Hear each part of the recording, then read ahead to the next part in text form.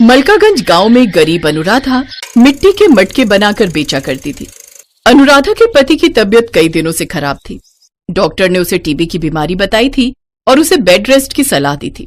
मोहन के बिस्तर पकड़ लेने से अब घर की सारी जिम्मेदारी गरीब अनपढ़ अनुराधा पर आ गई। अब उसने अपने पति का काम संभाल लिया और वो मटके बेचकर अपने परिवार का पालन पोषण करती थी। उसके परिवार में उसका पति, सास और 2 बेटियां थी। एक रोज अनुराधा ठेले पर मटके लेकर बेचने निकली थी तो उसकी छोटी बेटी भी उसके साथ आ गई। बड़ी देर तक कड़ी धूप में खड़े रहकर अनुराधा ग्राहकों के आने का इंतजार करने लगी। काफी देर तक भी जब कोई नहीं आया तो थक हार कर 5 साल की रेनू अपनी माँ से बोली, माँ, हम घर कब जाएंगे? बहुत भूख लग रही है और इस धूप में, इतनी गर्मी में और खड़ा नहीं हुआ जा रहा। इसीलिए तो कहती हूँ तू सबके साथ घर पर रहा कर और थोड़ी देर रुक जा, कुछ मटके बिक जाएं तो फिर हम घर चलते हैं। तभी वहाँ से कुछ लोग गुजरते हैं जिन्हें देख अनुराधा उनसे कहती है, भाई साहब, मटका ले लीजिए, इसके अंदर रखा पानी कई घंटों तक ठंडा रहता है। अरे आज के जमाने में भला कौन मटके का पानी पीता है? आजकल तो हर कोई फ्रिज का पानी पीता है। और नहीं तो क्या, इस मटके में तो कुछ घंटे ही पानी ठंडा रहता होगा, लेकिन फ्रिज में से तो जब मर्जी ठंडा पानी निकाल कर पी सकते हैं। इसी तरह सब उसे नजरअंदाज करके चले जा रहे थे। सारा दिन धूप में खड़े रहने के बाद मुश्किल से अनुराधा के 2-3 मटके ही बिक पाते हैं, जिसके चलते अनुराधा मायूस हो जाती है। शाम को वो मटके लेकर घर आ जाती है। माँ गई, माँ गई, माँ, हमें कब से भूख लगी थी, तुमने लौटने में कितनी देर कर दी।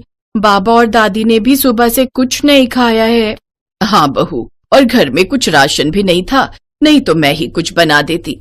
आप चिंता मत कीजिए माँ जी, मैं अभी बाजार से थोड़ा आटा ले आती हूँ। आज ज्यादा बिक्री तो नहीं हुई, लेकिन जितनी हुई है उससे आटा तो आ ही जाएगा। उसे हम टमाटर की चटनी के साथ खा लेंगे। अनुराधा बाजार से आटा लाती है और तपती गर्मी में चूल्हे पर सबके लिए रोटियां बनाती है। चटनी के साथ रोटी खाकर सब लोग सो जाते हैं, लेकिन इस तपती गर्मी में किसी को भी नींद नहीं आती। सभी गर्मी से करवट बदलते रहते हैं। अचानक से आधी रात को रेनू रोने लगती है। क्या हुआ रेनू, तू रो क्यों रही है? माँ, देखो ना, गर्दन में बहुत खारिश और जलन हो रही है। हे राम, ये तो गर्मी के कारण तेरे शरीर पर लाल लाल दाने हो गए। तू रुक, मैं अभी तुझे नीम का लेप बनाकर लगा देती हूँ। अनुराधा नीम की पत्तियों का लेप बनाकर उसकी गर्दन पर लगा देती है और अपनी गरीबी को कोसते हुए रोने लगती है। आज हमारी गरीबी की मार हमारी बच्चियों को भी झेलनी पड़ रही है। आज हमारे घर पर पंखा होता तो इतनी तकलीफ ना होती। मुझे माफ करना अनुराधा, आज मेरी वजह से तुम सबको कितने दुख उठाने पड़ रहे हैं। तुम सारा दिन मेहनत करती हो और मैं यहाँ खाट पर पड़ा रहता हूँ। आप खुद को क्यों दोष देते हैं जी? ऊपर वाले को जो मंजूर होता है वही होता है। अब आप ज्यादा मत सोचिए और सो जाइए। अगली सुबह अनुराधा मटका बनाने के लिए मिट्टी लेने नदी के पास जाती है। नदी के किनारे उसे एक कछुआ दिखाई देता है जिसके पैर में चोट लगी हुई थी और उसके पैर से खून निकल रहा था। अरे, इस कछुए को तो कितनी चोट आई है। अनुराधा पत्तों का लेप बनाकर उस कछुए को लगा देती है।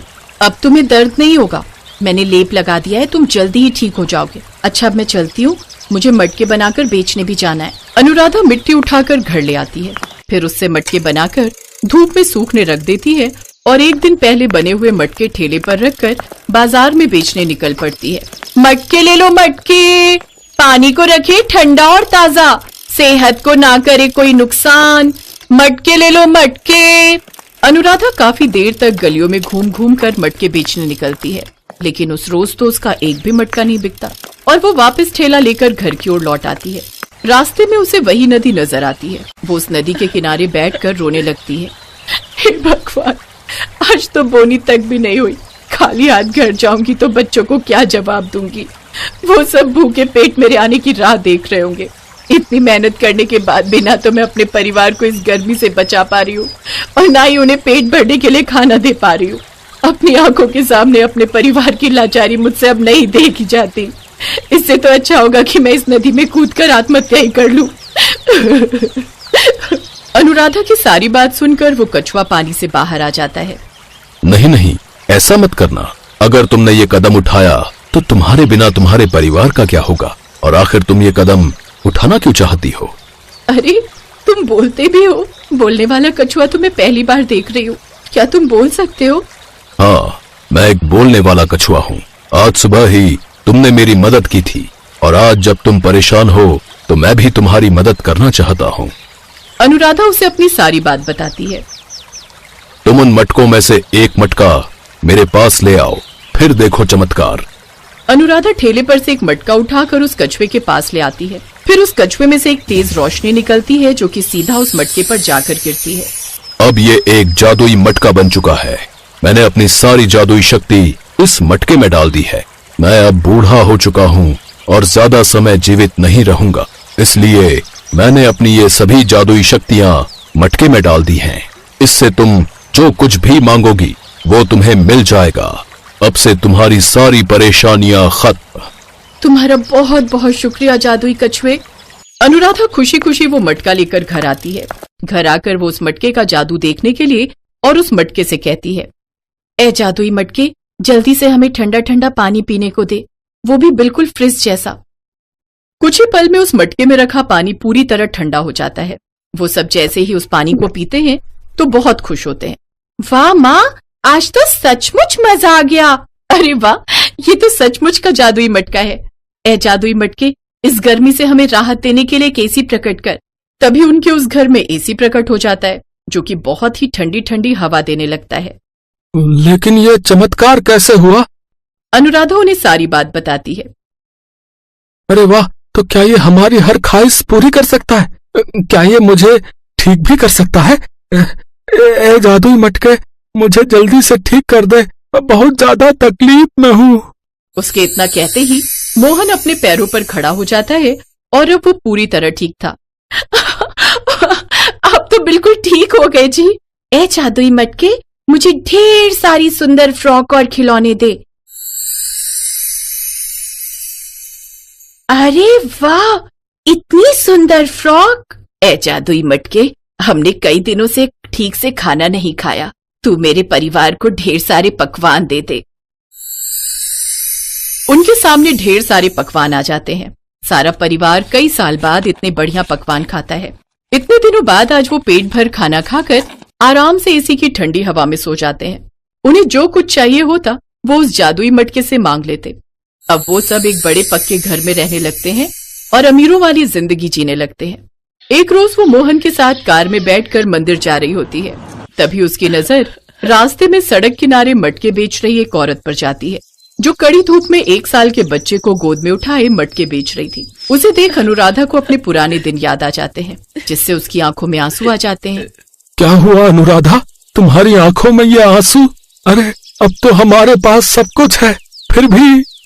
हाँ, लेकिन अभी भी हमारी जैसे कई बेबस और लाचार लोग हैं जिन्हें हमारी मदद की जरूरत है और मैं उन सब की मदद करना चाहती हूँ।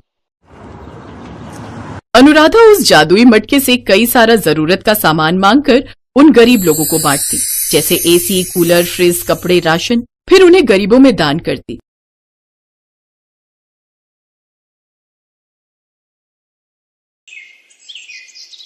पूनम बनारस शहर में अपने पति मनोज और सास के साथ रहती थी। पूनम का पति जिस फैक्ट्री में नौकरी करता था वो बंद हो गई थी, जिसकी वजह से मनोज के पास अब कोई काम नहीं था। एक दिन पूनम ने मनोज से कहा, सुनो जी, क्यों ना हम अपना ही कोई काम शुरू करें।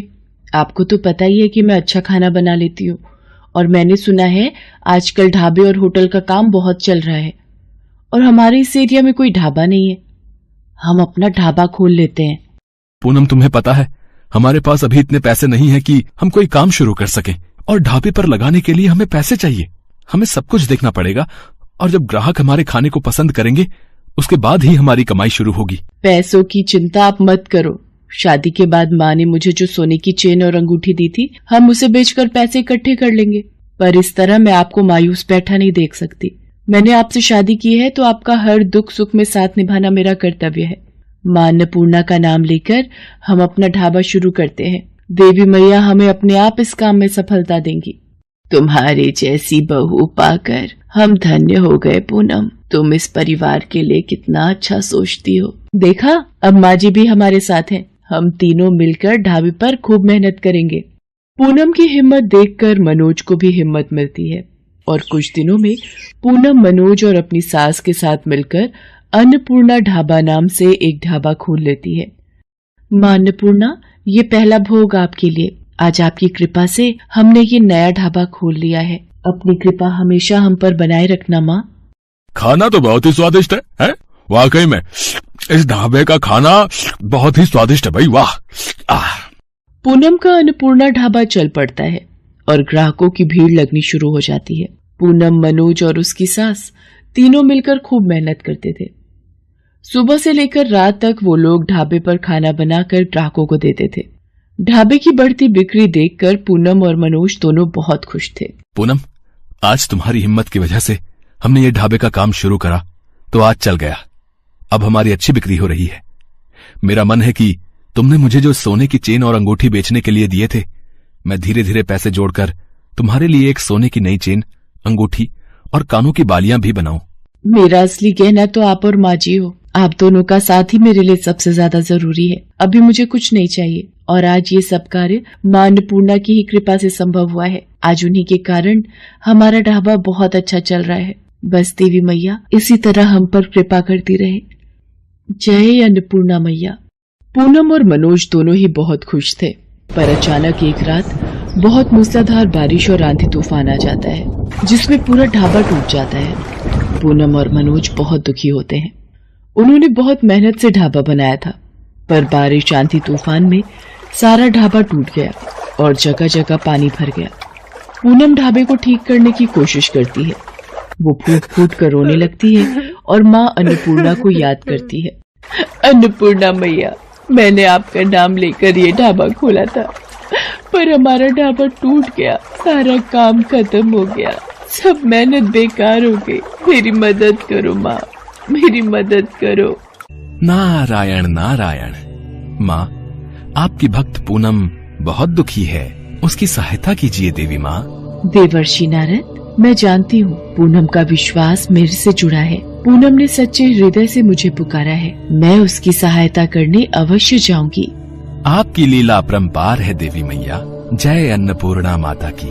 पूनम की प्रार्थना को सुनकर देवी अन्नपूर्णा उसकी मदद के लिए एक बूढ़ी औरत का रूप धरकर उसके पास आती है। बेटी, बहुत भूख लगी है, तुम्हारे ढाबे से कुछ खाने को मिलेगा? माँ, कल रात आंधी तूफान और बारिश में हमारा पूरा ढाबा टूट गया।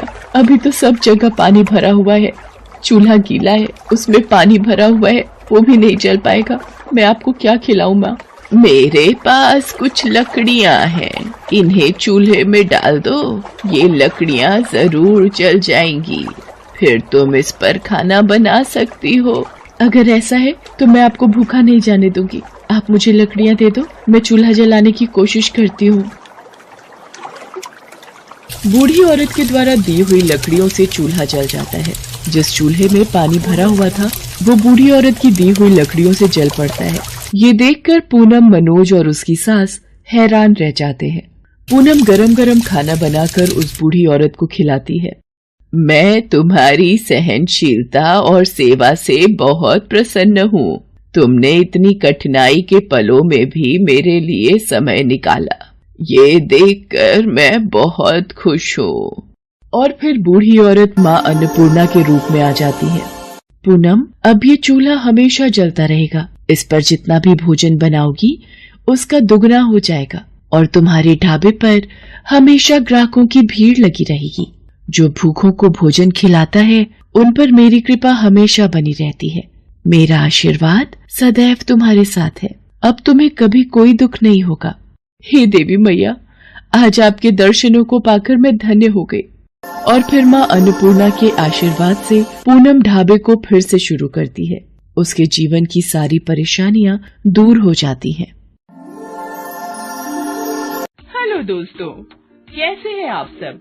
हमारी कहानियाँ देखने के लिए हमारे चैनल को सब्सक्राइब कीजिए और हाँ, बेल आइकॉन पर क्लिक करना मत भूलिएगा।